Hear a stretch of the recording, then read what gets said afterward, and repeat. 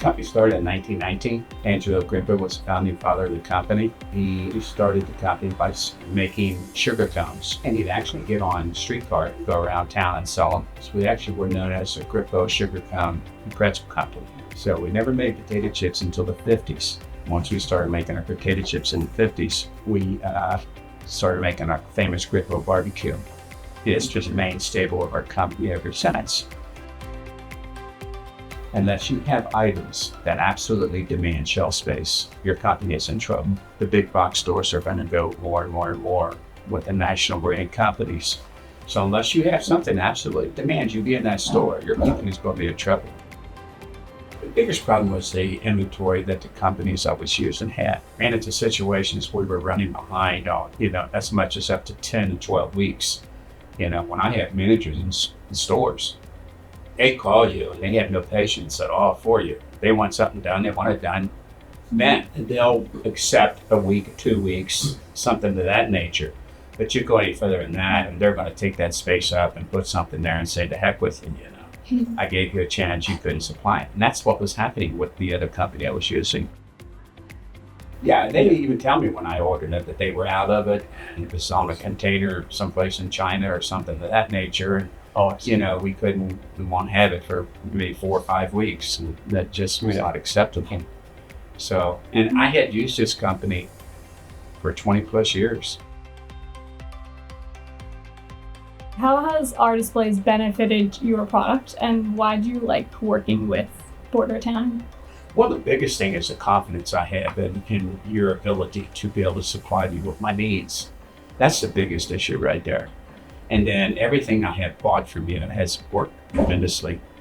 Shipping and everything that we get, everything usually comes with care. I can only remember, I think in all the years we've done business, where I've had 1 or 2 issues with the product coming here and being damaged. Of course, that the shipping, it has nothing to do with you, but the way you pack it does. I can usually have huge confidence on the fact when it gets here, I'll be able to put it out in the field right away. That's a plus. Tell us about a specific time where our displays have increased your sales. Oh, there's so many. The big box stores limit the space that regional companies have in their stores. It's just a fact. You go into any big box store here, you're going to see Frito-Lay has, 70, 80, 90% of the space, and you're left with a little bit that's left.